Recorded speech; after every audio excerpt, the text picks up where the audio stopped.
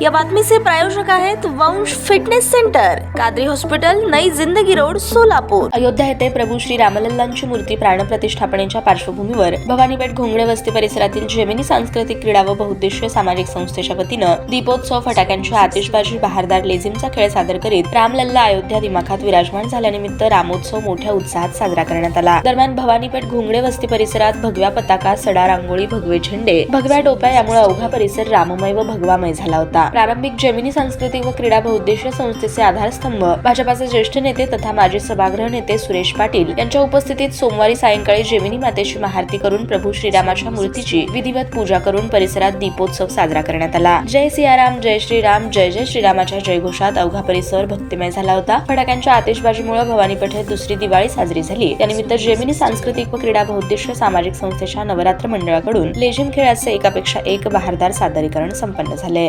आज भारत देशामध्ये 527 वर्षानंतर या ठिकाणी अयोध्येमध्ये राम मंदिराचं प्राण प्रतिष्ठापना माननीय पंतप्रधान नरेंद्रजी मोदी साहेबांनी या ठिकाणी दिवाळी साजरा करा, या भारत देशामध्ये अखंड भारत देश होण्यासाठी, यामुळं आज मोठ्या प्रमाणात या भारत देशात, महाराष्ट्रात, सर्व राज्यात या ठिकाणी आज दिवाळी साजरा झालेला असं दिसून येत आहे। काल रात्रीपासून मोठ्या प्रमाणात या भवानीपेठ घोंगडे वस्तीमध्ये अनेक मंडळाचे लोक, जेणेकरून आज सकाळवरून आपल्या नरेंद्र मोदी साहेबांच्या लाईव्ह आणि त्या ठिकाणी बघून सर्वजण अक्षता सोहळा पार पाडलेला आहे। त्यानंतर गल्लोगल्लीमध्ये सर्व घरात हर घर भगवा, घर घर दिवा असं लावून या ठिकाणी आज सण साजरा झालेला आहे। यामध्ये आपल्या जेमिनी